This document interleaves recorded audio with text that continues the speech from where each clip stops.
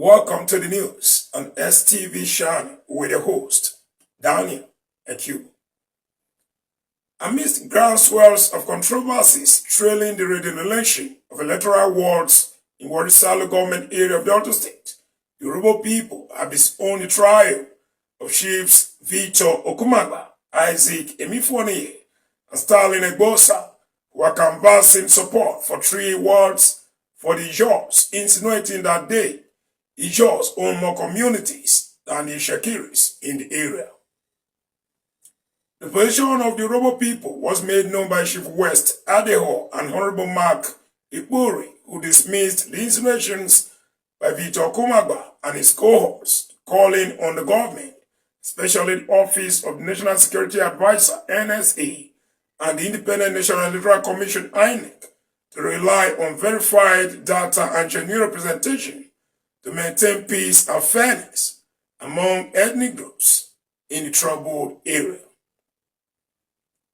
According to them, the Ijaws neither have documented historical nor legal claim to any community or ward within Warri government area or Warri Urban, other than the area known as Mila Waterside, which they purchased from the Agbasa Urhobo people, describing it as a case of a landowner and that of a tenant.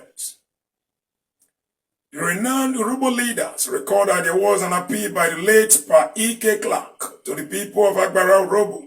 to allow the Ijaws to jointly own a ward in the year 2021, which highlights the Ijaws' lack of documentation of the historical presence in Warri South, just as they maintained that the well-established position of Urhobo communities of Ogunu, Ejeba, Okere-Urhobo,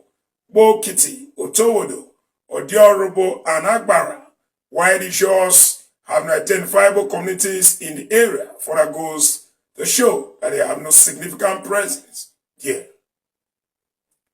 Urhobo indigents who insisted that they remain the authentic indigents of Warri government area with reference to their long-standing contributions to the political, cultural, and economic development of the area over many decades, vehemently rejected claims that Ogbijo and other riverine communities belong to the Ijaws, saying the recognition of ethnic groups within Nigerian government areas often depend on historical settlements, legal documents, and political engagements, all of which the Ijaws lack in the present circumstances. On his part, Chief Matthias Olowo described actions of Chief Okumagba and his associates as a show of shame and generational insult to the Urhobo people,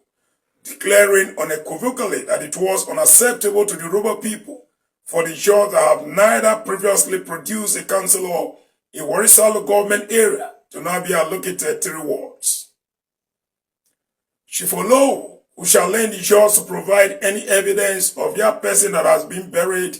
in Warri South, said there abounds countless ancestral values and legal documentations that confer land ownership rights on both the Urhobos and the Shakiris in Warri South. He further clarified that the naming of monuments, as in the case of Ogbijo Market, does not imply that the Ijaws own that land, just as he noted that the existence of the likes of Hausa and Igbo markets within the Warri metropolis does not automatically grant land ownership rights to the Hausas and Igbos, to who those markets were named after. He commended the duo of Chief Westham Adeho and Honorable Mark Ikpuri for their courageous defense of the Urhobo interests, noting that their strong commitment to protecting the rights and heritage of the Urhobo people amid the raging disputes in Warri government area was commendable. Be that as it may, the Urhobo people has expressed disappointment in the activities of Victor Okumagba, John Eranvo, Isaac Emifuoniye, and Stanley Egbosa, disowning them as a set of people who lacks the capacity to represent the Urhobo nation